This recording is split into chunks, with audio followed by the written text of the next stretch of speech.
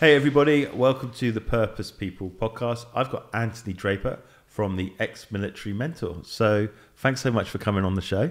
I really appreciate you taking the time. So just introduce yourself. Just tell us a little bit about your background and what that actually means in practice. Okay, Daryl, thank you for having me, first of all. Yeah. So Antony Draper, ex-military mentor. So what I do is I actually work with ex-military business owners who have sort of hit a growth ceiling, and I look at helping them actually smash through that. So obviously because of that, I've got a background in the military. Yeah. I've got quite a mixed background, actually, in terms of where I've sort of come from. My parents were expats, so I was born in Africa. Which country? So I was born in Malawi, actually. Okay. Yeah, so born in Malawi. Blantyre was the place. Yeah. Not far from Lilongwe and all the other places there. My dad worked for Coca-Cola, so we had in the house there was loads of crates of Fanta there. Oh, nice. We had quite a reasonable upbringing for the few years that we were there. So we lived on a complex where the jungle was outside. But then all of the servants that we had at the house, they actually lived in a village down the bottom.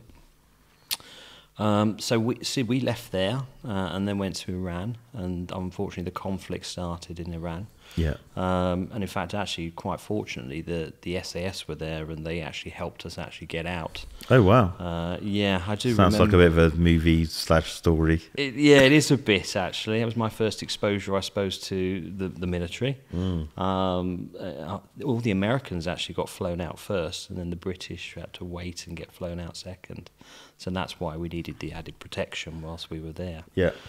And from there, we then ended up moving to the United Arab Emirates. We ended up in Abu Dhabi, where my dad was working as an accountant for a company that maintained the pipelines under the oil rigs. Okay. Which was a good kind of upbringing, really, because I was down the beach every weekend, swimming and having fun and that kind of stuff. And the schooling was very good. It was private schooling, which was great. And it was actually whilst I was out there that I probably had my second brush with the military, which is I actually went on a school trip to Dubai, about an hour away, and HMS Sheffield was docked there just on its way to the Falklands. And I had a bit of a tour around the ship, and one of the places we went to was into the supply officer's cabin. Yeah. And there was this picture in his cabin of a little girl and him, with a rainbow, and it was "To Daddy, love Georgina, miss you," all that kind of stuff, and it was wow. And I remember sort of, not so long later, actually looking at the news, and actually the HMS Sheffield got hit, it actually got blown up, and I remember seeing on the news all the kind of chaos and everything else. And lo and behold, on one of the stretchers was the supply officer, so he'd obviously survived. Oh, wow. It was a little bit of a heart-wrenching kind of, ooh, okay. You see the person behind the activity, yeah, definitely. That's right, exactly. Yeah. So that was probably my first kind of feeling that, these people put their life on the line, they're fighting for Queen and country as it was then. Yeah. And I thought, do you know what, that could be something that I would consider doing. I was probably about 8 at that point, but it was something that... Yeah, it's an interesting one, because I remember at school, and we were taken to Portsmouth. So Good old Pompey. Good old Pompey. So we were taken around all the military stuff there. Mm-hmm. And why I smile about it, because I remember we were 45 minutes into the journey on the way home. Okay. And someone goes, "Where's Steve?" And they're not here. Realised they'd not got on the bus. They're still in the military base. We have to turn the coach round, drive all the way back. In fact, they both were called Steve, if I remember rightly. And drove all the way there, got back. Military police have got them sat in their office. They're absolutely bricking it. And what are you guys doing? Oh, well, we just thought we're getting... Well, that's why you're there now. So technically, they were arrested. And I think they popped the frighteners on them as well. They wouldn't do it again. Our teacher went completely crazy. And we were about an hour and a half late for pickup because we'd left 2 people behind on the bus. Oh, wow. So, but I think for me, it was a case of going to see it for yourself was quite a good way of introduction to life and what it could be like. I think for me, I was out of them all, if I was going to do one, I was like looking at maybe the RAF. Okay. And then it was a case of I wanted to fly the plane, you know. Of course, like you would. But because I was diagnosed with asthma not long in and around that time, so it was like, you know what, it's not going to work. So I kind of then moved on. You know, parents. So my dad was in the Navy. My dad's dad was a Spitfire pilot. So didn't make it to me, unfortunately. But I guess I get my risks and hijinks through entrepreneurships. Let's say that. Yeah. But you know, it's interesting how you can show someone the humanity of what they're doing, and it can stick with you. So yeah, that's a cool story. So when you obviously saw that as the aspect of people are putting their life on the line, was that not a deterrent? What, or was it no? Actually, that we need to do. You know, like you felt motivated to do something. Yeah, I suppose I looked at it and felt that they had felt that they had a purpose. Yeah. And that really appealed to me, that, you know, that patriotism, that purpose, that, you know, doing something above and beyond what other people would normally do as well. Yeah. I mean, I suppose if I tap into some of my sporting background as well, so I mean, I played a lot of. I ended up on the England circuit actually for squash, but when I was younger, I was playing squash for East Midlands, and I was going around nationally in terms of competitions. At a very early age, I was 15 years old, and I was captain of the rugby team, the under-19s rugby team. Yeah. And actually, from that sport element of things, having that team or that sense of a greater purpose of trying to do something, trying to achieve a goal or whatever that may be, I would say it sort of tied in with that as well, because even at that age I was still playing quite a bit of sport whilst actually out in Abu Dhabi at the school, playing for the football team, that kind of stuff. Rugby wasn't around at that point. But yeah, so I think actually people coming together for a greater goal, I felt that was something that I wanted to do. And it's interesting, I've heard that said quite a few times, where people say they're looking for a sense of purpose and they end up joining the forces because it feels like we're working on behalf of the country, and you know, you're doing something for king and country, and I think a lot of people will go, well, if you can't find anything to do, I'll just go to the army. That's not often how they've made their decision. No. I think they think of, you know what, actually I want to feel like I'm doing something more meaningful. I've just been watching the sort of Masters of the Air, and just to see the bravery of these guys and women that literally put themselves on the front line. And I think this generation, I would say, when I say this generation, I'd say millennials, even myself, which is an X, only just. But, you know, and then Gen Z, they just have no concept of what it was like. It's just, I can't imagine that age going to war now. But back then they did. That's right. I can't imagine a 17-year-old flying a fighter jet. Back then they did. They did. You know, and that for me is the big shift. And I think I'm not advocating military service or stuff like this to sort the whole country out, but there is something there that brings a sense of purpose in the forces that you won't get if you go to the bank, for example, and go and work there. That's right. You know. Yeah, so I can sort of link to that in a number of ways. I mean, first of all, I would say that when you join the military, they break you down. Yeah. They're there to help you learn your limitations. Yeah. Yeah, to put you out of your comfort zone. Do you see that though when you're going for it? Do you see that as? Yes, I knew what they were doing. Yeah. And actually, I was quite a resilient kind of person, because before I joined the military, I mean, we stopped at talking about Abu Dhabi, but then when I then moved back to the UK, I ended up in Wood Green, North London, where I was the posh kid. Right, okay. And so I had to learn quite quickly on how to befriend people, how to defend myself, and that resilience sort of built up. And then actually, when I came back to the UK, I was 18 months ahead in terms of education of everyone, but my parents couldn't afford to put me into private school.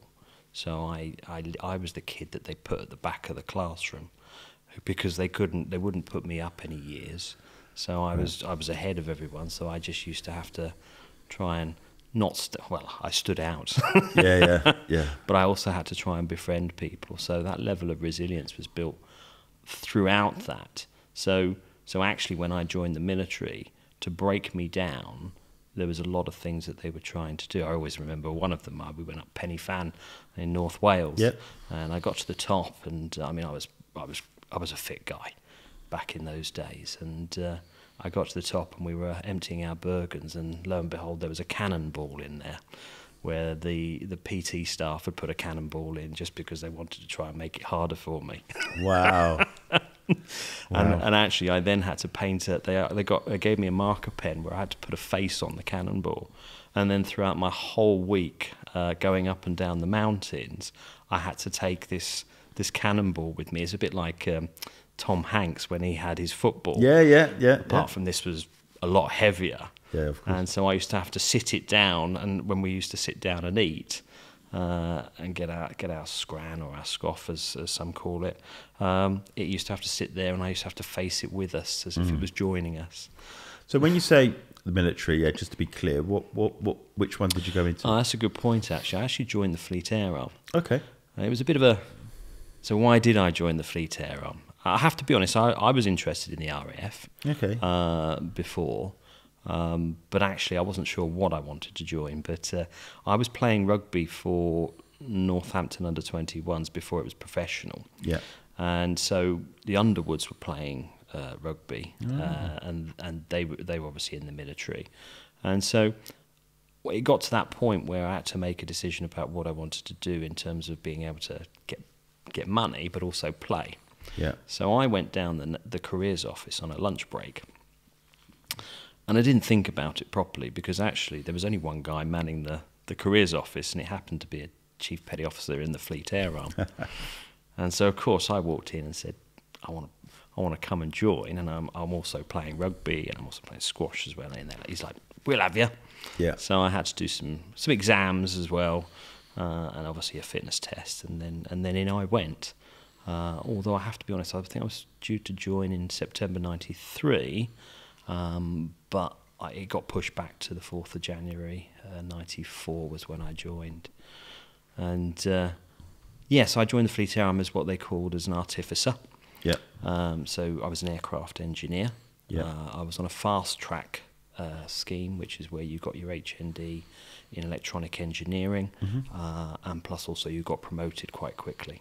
Yeah. So I was in a fortunate position. But the problem with that within the military is what they meant. So therefore, because they knew that you were getting promoted quickly, there was this kind of unwritten rule they had to give you a load of crap. Yeah, okay. Yeah, because quite quickly you'll be their boss or something like that. So there was that kind of animosity towards the artificers. But it was friendly banter. Yeah. It was okay. So within that, I then they try. If I be honest with you, my limitation, and I don't mind saying it here, it turned out to be freezing cold water. Everything else they threw at me, not a problem. But cold water. But the cold water. I remember the first assault course that we did. That wasn't too bad. I had to break the ice first of all, and then we had to lie in the freezing cold water before we started, and then we did a load of press-ups, and then off we went and did the assault course.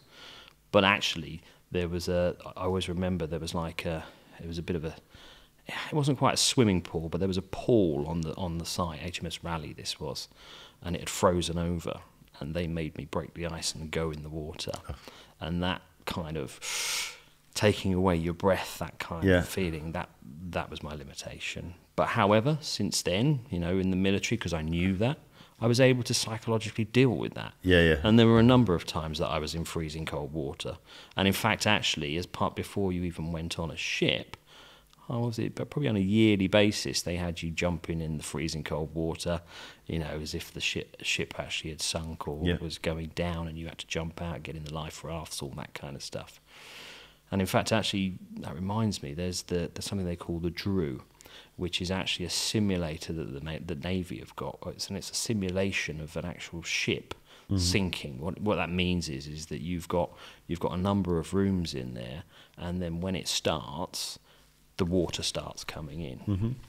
through all the holes and various others, the lights go out, you name it. Yeah. And then so what you've got things like blankets and mattresses and wedges and everything else. And because I was quite a small guy, what people used to do is I used to have to go and plug the holes in at the bottom whilst people actually had their feet on me to keep me down, because actually the pressure of the water coming up was stopping people from doing it. And so I was that. And so, and in fact, I'll move on just quickly, because I was in the aircraft side. We also had something we called the Dunker, which was over in Yeovilton, where they've got a simulator there where you actually all get into the equivalent of I think it was a Lynx helicopter, I can't remember. And they get the helicopter, and there's a number of times they build up to this, but eventually what they do is the helicopter goes into a swimming pool. They've got divers and everything around, but you're in there and you're all strapped in as if you were riding in a helicopter. And they turn all the lights off and turn it upside down. Oh, wow. And then you've got to escape. And because, again, I was quite small but also fit, I was the guy that used to have to sit in the middle and wait for the big boys to try and squeeze themselves out the windows. Wow. And try and push them out. Yeah. Going, right, okay, once they're out, I can now get out. Wow. But actually, when I was at Yeovilton, they had their... I can't remember what you call it, but it's almost like the forensic scientists group down there, where they used to take a lot of stuff where aircraft had actually crashed. They were then taking the wreckage and trying to work out why the crash actually happened. Yeah, okay. And a lot of the time, this is what they said, is that when the aircraft went into the water, because it sunk quite quickly, the aircrew would become negative buoyant quite quickly, which meant that actually, because it was dark as well, when they came out of the aircraft, they didn't know which way was up or down. Oh, right, okay. So a lot of the time, they'd actually end up swimming down with not enough air, and so that's why they didn't make it. Wow. Which was quite, gone off on a tangent there. No, but it's interesting because obviously you're in the forces and you're obviously learning a whole load of stuff. And then, how long did you serve in the forces for? So I did 11 years. Okay. So I actually got pensioned out. Okay. Yeah, it was a bit of a... So I had 6 run-outs for Combined Services Rugby. Yeah. So representing all the 3 forces. I can't remember, I had loads of run-outs as a Combined Services squash player. Yeah. And in fact, actually, when one of the gentlemen left, I was number 1 in the Navy. So that was quite a good level. In fact, actually, I was number 1 in Lincolnshire when I was playing up there. And towards the end of my career, I came back from Iraq in 2003, and I'd been doing a number of things. I'd been doing some sort of special duty stuff as well, and I needed some time. I asked for some time out because I was about 28 years old. And I'd said that, and they wanted me to do some more operational stuff. And actually, I'd been doing a lot of operational stuff. And I said, well, I'm thinking about having a family at some point, and I'm not too sure if this is going to mix with that. Yeah. So I said, I need some bit of time out. So I ended up at RAF Waddington up in Lincolnshire in the Air Warfare Centre. So within that, you're sort of top secret cleared, and it's all electronic warfare and all that kind of stuff. And I was playing semi-pro for a place called Newark at the same time as well. So semi-pro rugby. Yeah. I say semi-pro. They give me a bit of cash and paid for my travel. Yeah. It was nothing special. But I got injured. And I remember going into the doctor. The doctor called me in and said, right, okay, you're carrying a number of injuries now. You've got osteoarthritis in your neck. I can't remember, I had a couple of other things. And then I had a type 2 rupture on my left knee. And they said, we're in the Navy at the moment, we're getting rid of people who can't go operational within 6 months. And that's you. So I literally then got put in front of this board who said, I'll see you later. Wow. They gave me a little bit of money to leave, and then I've had a forces pension when I left, which was quite handy actually, because the transition out of the military is not an easy thing. No. and yeah, so I think it was 11 and a half years I ended up doing. But once I got over the shock, I had felt a little bit. So the last thing I was doing before I left is I was helping run a program of works where we were working with Thales, BAE, and Lockheed Martin to build and design what we called RWR ESM. So in other words, sort of counter. If you got locked on by a radar or and a missile have a radar and all that kind of stuff, it was something that would enable you to understand what you were locked on by, and then what the kind of countermeasures were for that, and then also automating with your systems as well, so that maybe you might fire out the chaff and flare, that kind of stuff. And we would roll those out on the aircraft, the tanks, the ships, And so it was quite fun because you'd have to go and test all this stuff out and everything else. But that's the stuff I'd been doing. So it meant that actually when I was in there, I was feeling quite constrained in terms of my ability to do stuff, because actually, although it was good to help on that program, I wanted more of it. Yeah, okay. And I knew that wherever I was going to go next, I probably wouldn't be doing that same thing. I'd be going back operational, and then, And so when I left, I actually ended up, because I wasn't getting much help in terms of that transition, I actually ended up paying for a career consultancy to actually advise me. So I got my credit card out and I went, right, okay, can you help me? And they were able to then teach me the kind of skills and things that I had that I could offer to the civvy world, and also teach me the terminology. Obviously, because in the military we've got our own lingo. I think a lot of it's quite funny because we've been working in some construction, and the guy that I've been talking to, he'll start talking and it's just all abbreviations. I'm like, it is. Hang on a minute, I don't know what you're talking about, but that is quite common in Also, I've just been to a GenDit Network Expo on the weekend down in Bristol at the football stadium, and if I said GenDit to someone, they wouldn't know what that means. Yeah. Whereas in the military, what we've got is that if someone's telling a story, that's spinning a dit. Right, okay. But if that story could be true or it could not be true. But actually, if it is true, it's a GenDit. Okay. So it's a genuine story. Right, okay. So things like that. And in fact, actually, I was talking to a friend of mine last week, actually, and he'd been doing some HIT training in his sauna suit, because he's that kind of guy, ex-army, And I said, "Oh, how was your session?" He said, "Oh, I'm absolutely threaders." And threaders means that I'm absolutely shattered, or I'm But it's an interesting sort of, like, in different cultures, there's that, like the military culture, or whether you're in construction, whatever, there's this lingo that you forget that you all know it, but the people on the outside don't know what the heck you're talking about. And I think interesting with my father, because my father was in the Navy, hangar doors come back, smashed his kneecap. Nowadays they're probably 3D print a kneecap, bit of keyhole surgery, and he'd be fine. But what they did is just got a hoovered everything out of his kneecap and put a bolt in about this big into his knee. And long story short, he got discharged on a pension, and he was out. And 2 years later, they outlawed that operation, which is pretty mad. But I think he was in 7.5 years. Right. But the point of it is, and that's what I'm bringing up, is that transition from military into the rest of the world is a really, really tough journey.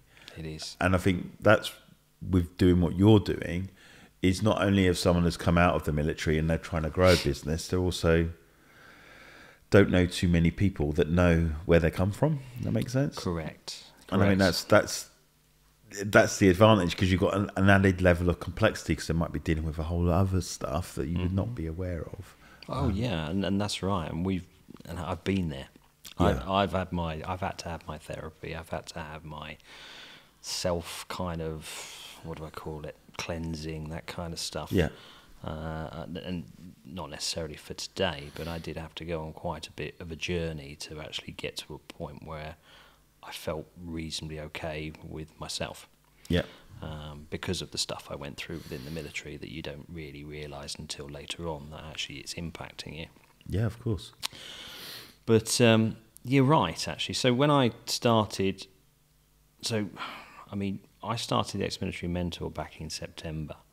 It was just something that, you know, I mean, we can talk about my corporate career, you know, in a little bit, but actually I've helped scale companies because in the corporate world.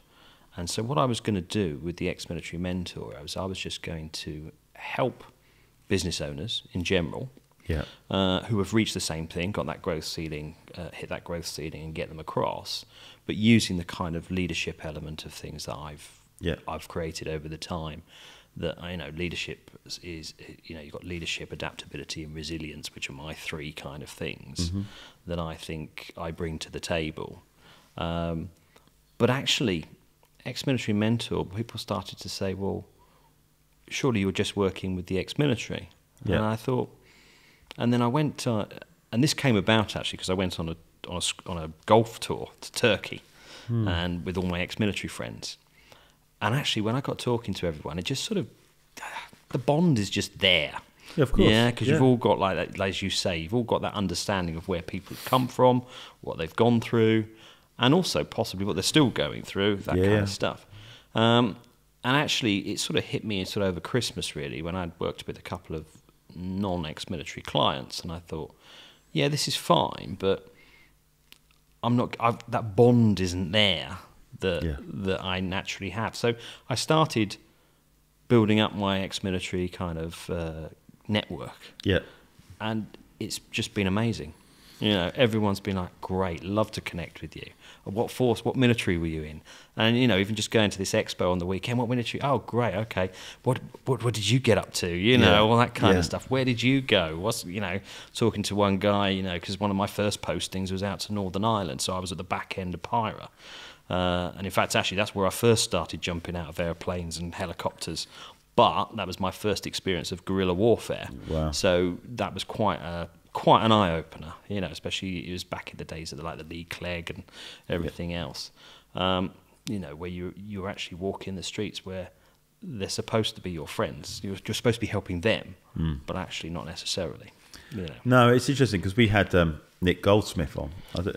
So he came on that podcast and, you know, he was telling his story, and I think he got to the point where he felt everything he'd been through, he didn't feel good about at all. It was almost like these skills are used to do one thing and one thing only, until he rescued someone a lady had slipped in the toilet and she had cut through her artery in her leg with a mirror. Right. And he just come running in and within seconds got the situation under control. And that was when a penny dropped that actually his skills and the abilities that he'd learned, he could use them as a force for good. In that sense. Now, that's obviously now transformed into his rewilding business and all that sort of stuff. So, you know, it is great. And I think like someone like myself who has never been there, you know, wouldn't be able to even empathize with it, you know, because I've not been in that situation where my life's on the line, so to speak, and I've seen stuff, and then you dress yourself down, and then you're off to the next thing, and you've got no time to process. No.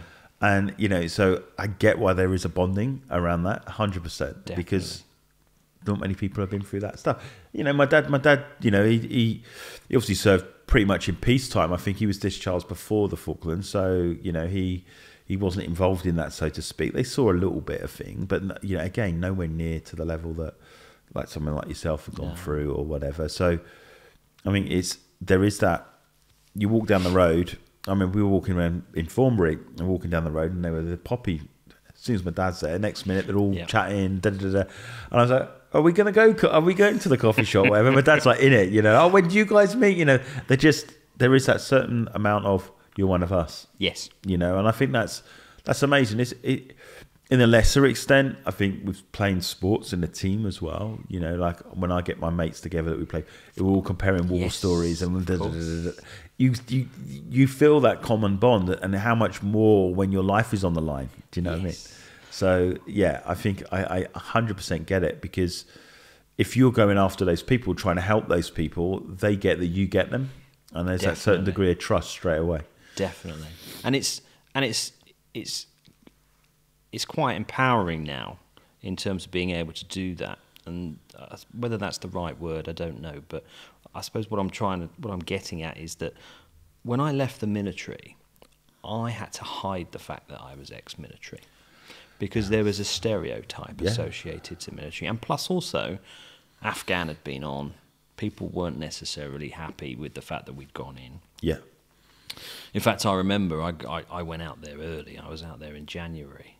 And even though the media actually said it kicked off on the 20th of March, it didn't. It kicked off on the 19th of March because I saw the T-Lambs go off. Right. And it was my birthday. But either way, we were out there in January. And in those days, it was the technology was there for satellite TVs. Yeah. So you were out there and the lads had satellite TVs in their messes and things like that. And they're out there going, are we going? Are we going to do something or not? We just want to get it over and done with and then go back home. Yeah. But they were having to wait for the politicians to make a decision. But in the meantime, also, they're seeing people back home petitioning for them not to go in, and saying that these guys shouldn't be there and all that kind of stuff. And the mindset thing for them, the morale was low. That's such a good point. I mean, it was interesting because, again, watching Masters of the Air, and there's a couple of scenes in there where the sheer horror they were not aware of, the camps, the extermination camps. They weren't aware. They discovered them, and they're like, "What is this real?" They're just like, and they see stuff. And I think there's that divorce of time where time goes on, and it's like, oh well, it was just this, and then you've got people that have never been involved and go, oh well, they should never have gone anyway. And I think that's like the war situation now, whether it's Ukraine, whether it's the whole Russian thing, or Israel, Gaza, whatever. It's people don't think about the guys that have to go out and do the job. That's right. They don't think about they've got more information than you have, which obviously they can't plaster all over the walls to justify it. But you can see how it can affect morale because they feel like, well, the country's not even interested or backing us. I agree. So that information, the challenge actually this time round though was that the media had more information than some of us. Wow. Yeah. So actually, the media, some of the guys heard that we were going in. Yeah. Not through the commanding officers, but from the media. Wow. Yeah. That's how challenging that was. So from a leadership perspective, for me to be able to lead those guys, when they're in that situation is, again, that takes resolve. And what that takes is so we talk about that bond. If I hadn't created that bond with my troops, why would they listen to me? Yeah. And I mean, I remember I was with a team of guys and we had a chemical attack, and I knew my team inside and out, and so I knew who would be able to react to this well, and who wouldn't. Okay. And that's the other thing as well within the military is because you've all been through so much together, you understand people's strengths and weaknesses. Yeah. Yeah. So you know that someone's going to be certainly weak at certain things and someone's going to be stronger at the others. And you try and bring that together to actually synergize. Yeah? That's how you get the most out of your team. But to understand that, you've got to get to know your guys. Which I think, having watched Band of Brothers and the Pacific and whatever, that's something that they do really well, is to show the leader who's supposed to have it all together, vulnerable in certain areas. He has to get himself together at a certain point. And the great thing is it is like true story type stuff. But it's exactly that. You can't do this job without it affecting you. And that's the overwhelming thing that you get through these shows, is that what I like about them is that they're actually telling a story of what it actually was like. And I think they said when they showed Masters of the Air to the ex-servicemen, and obviously there's not many left now. No.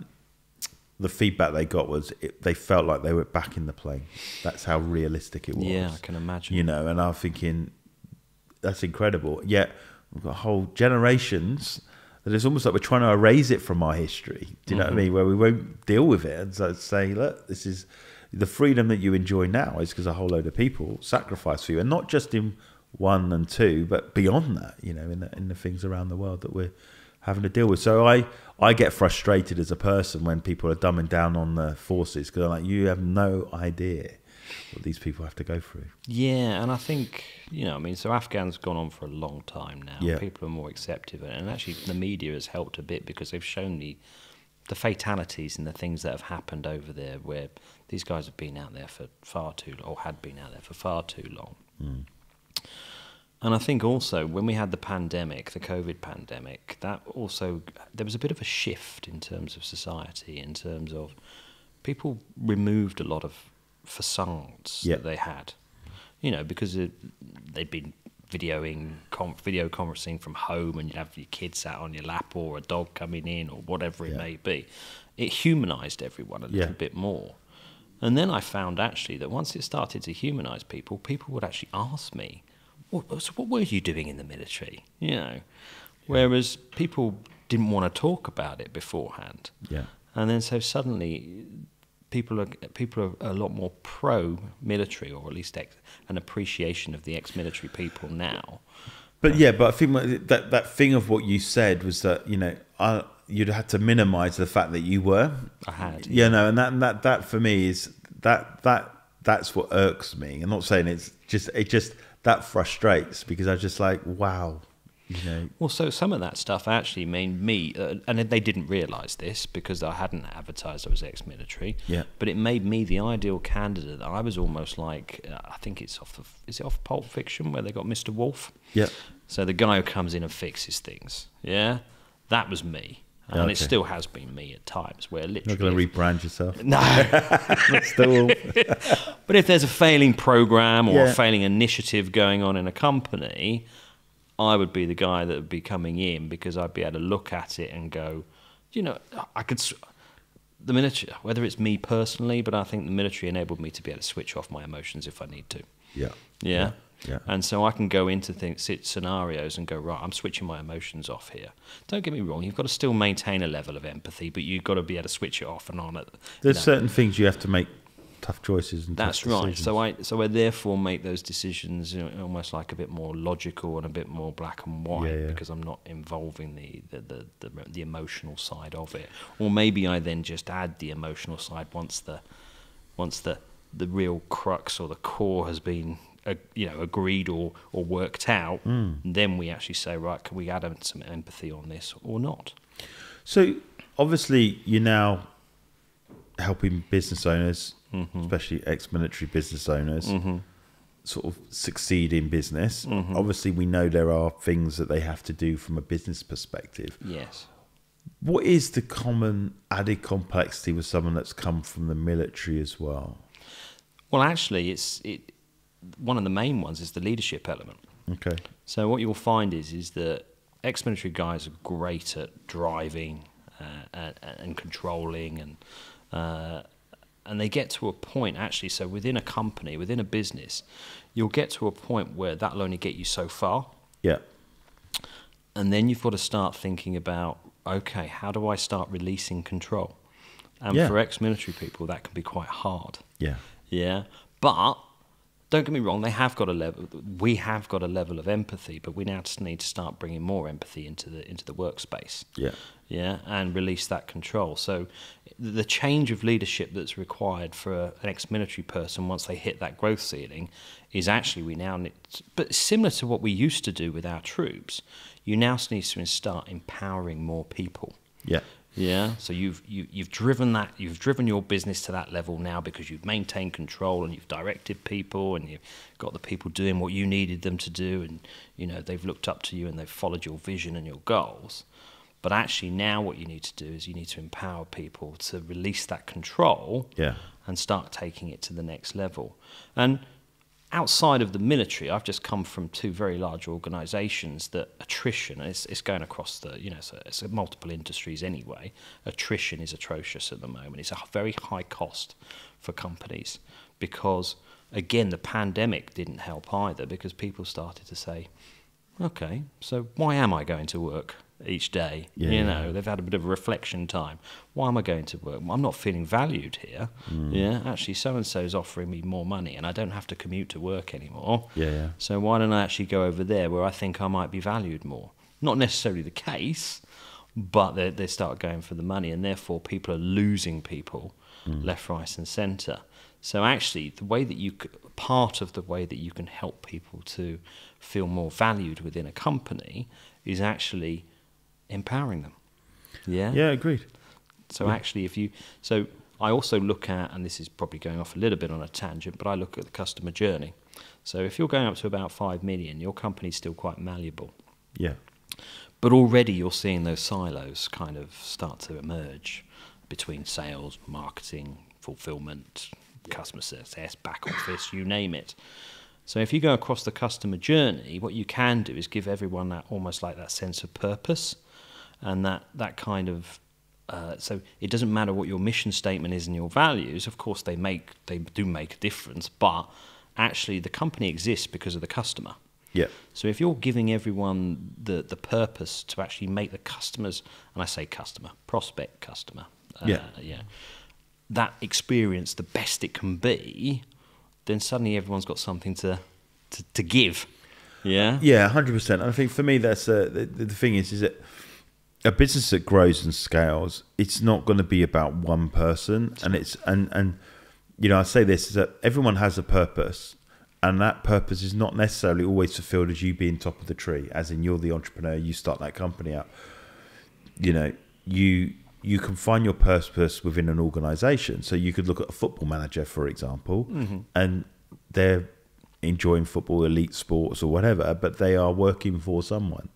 So they're in their purpose, so to speak, but they're part of a much bigger operation, a bigger cog. And I think there's been this sort of, certainly, I would say, misteaching in the entrepreneurial world that, you know, live your purpose means starting your own business.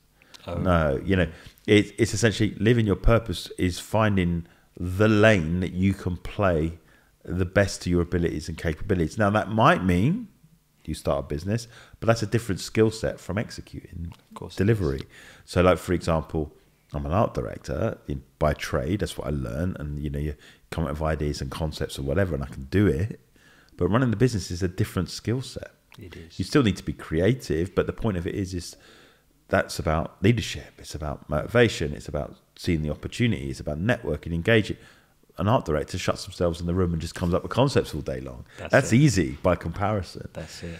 And so for me, it's recognizing that sense of purpose, which seems to be the theme. You know, you join for a sense of purpose, and then it's now you're working with people that have essentially making a transition out of the military to do that, carry on that sense of purpose, and then finding the people to motivate with purpose for the business. Correct. It's the thing that brings it all together. You know, purpose is, if everyone's in where they feel that they can fulfill purpose, then you've got a really strong company. That's right, exactly. Which is why culture is so important nowadays. I mean, the kind of ceilings that a business owner sort of comes across is you've got sort of cash flow challenges. Yeah. You've got challenges in finding the right people. Yeah. And actually, also as you grow quite quickly, or certainly as you grow up to the 5 mil, the dynamics of the leadership actually might not be right for the next level. Yeah. Because I mean, if I go into basics like, I don't know, disc profiling, you know across the board that you actually want a mixture of all the different profiles 100%. Psychometrically to enable the company to move forwards. But actually, what you might find is you're heavily biased on one particular one, agreed. or a couple of them that's worked to get to you where you are, but then now it's not. So you've got that kind of skill shortages. You've got others where actually that sales and marketing arm needs to grow. Yeah. But actually you can't increase that without thinking about the back end, so your fulfillment and everything, because if you increase your sales and marketing, you'll break your back end because you won't be able to deliver, and therefore your existing clients will suffer. So you've got stuff like that. And then you've also got in terms of sort of, like we said, the leadership side of things, where actually the company's become too complex, or more complex now for you to need to grow to the next level. Mm-hmm. So you need someone with the experience to be able to do that. Yeah. And that's the other thing. So this is where I also come in, is that having scaled these companies, I know what the next level looks like.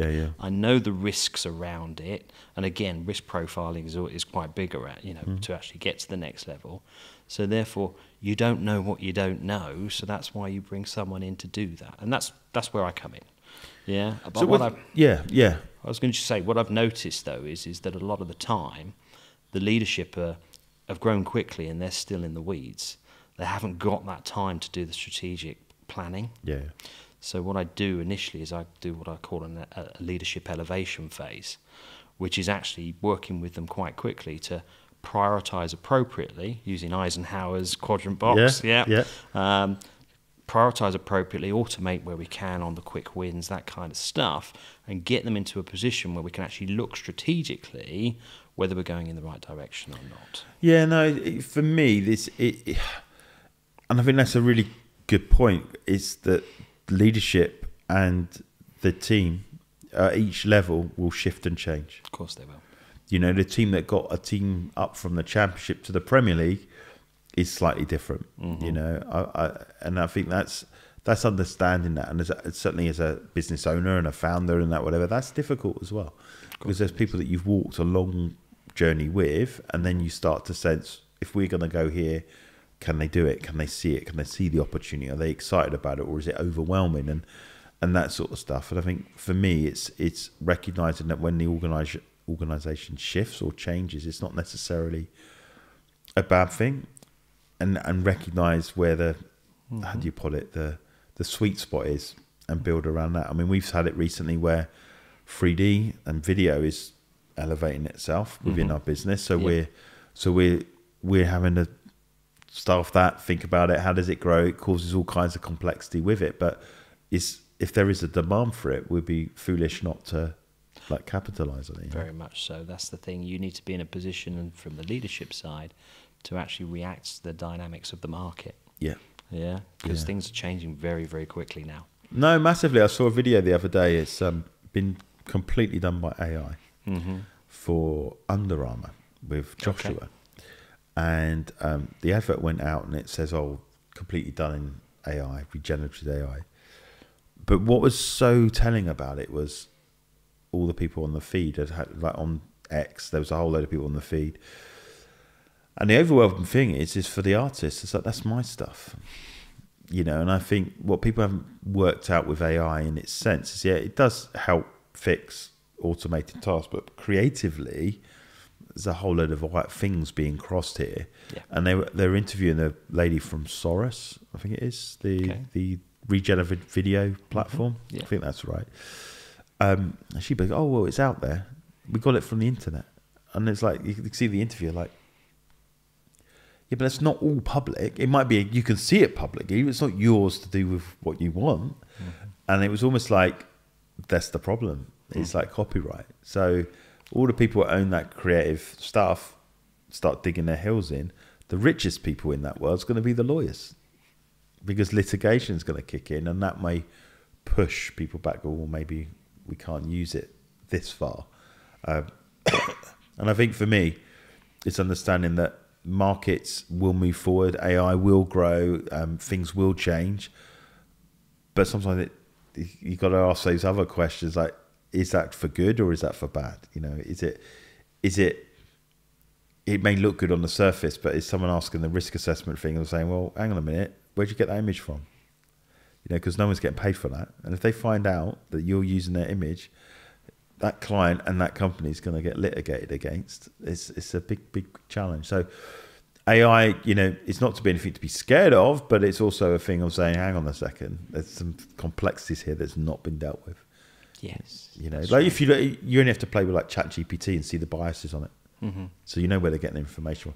Ask it certain questions and you'll see biases. You'll see it, that's right. You know, and I think that's the point. It is biased because it's based on a narrow set of information. It's not as wide as you think it is. No, that's right. I get you. So how would people get in touch with you? You know, what's the easiest way to someone engage with you and find out a little bit about more how you could help them as an ex-military person? Yeah, so to be honest with you, I'm very open in terms of my LinkedIn profile. It's got everything on there. Yeah, okay. You know, you've got my phone number, you've got my email address, you've got my website, and actually on my website you can actually book what I call a no fluff chat. Okay. Yeah, good. Because it's about I don't do the fluff. Yeah. Yeah. At the end of the day, in fact, actually, I had someone contact me the other day saying, "Look, I need an accountability coach. I've got 3 months worth of real hard work coming up, and I want someone who's just going to talk to me straight." There you go. Yeah, and then do that. So what I introduce into businesses as well when we work together is I call it sort of a 90-day kind of accountability sprint. Yeah. Yeah. So 90 days is long enough to achieve stuff when things are busy. Yeah. But it's also short enough that if you're not quite going in the direction that you need to, and you need to readjust, then actually you can do so. And you get those KPIs in place, get those metrics in place. One of the challenges I saw when I started looking at mentoring, coaching, and that's what I was going to say as well. I find that most people are quite busy, so I roll my sleeves up as well and do the consultancy side as well. Yeah. So it's almost like a bit of a consult to coach model. So I come in, help them to elevate themselves, however many leaders there are. Yeah. And then I can start being more of a strategic coach or mentor from there. Yeah. But yeah, so that's what I sort of introduce when I come in, is to say, right, okay, because when I spoke to coaches and trainers and everything else, I go, so how do you measure success? And the answer I got was, well, the longer that clients stay with us, we must be doing a good job. And I'm like, that's not good enough. Yeah.